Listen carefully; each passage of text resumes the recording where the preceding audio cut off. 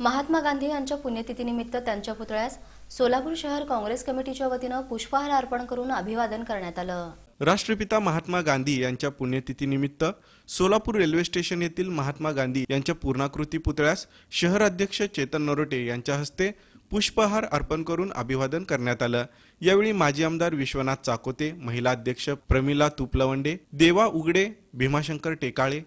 अंबादास करगुळे, बसवराज मेहत्रे, पशुपती माशाळ, सुमन जाधव, विश्वनाथ साबळे, सीताराम चाकोते, अनिल मस्के, रफिक चकोले, हाजी मलंग नदाफ, लखन गायकवाड, तिरुपती परकीपंडला, वशिष्ठ सोनकांबळे,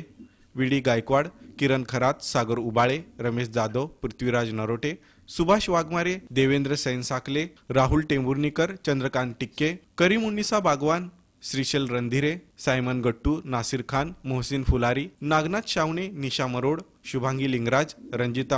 रंजिता मुंडात्रे, हाजी महमूद शेख, मुमताज शेख, पंडित बुवा गणेशकर, मुमताज मदर शेख, मुमताज तांबोळी यांच्यासह पदाधिकारी कार्यकर्ते उपस्थित होते।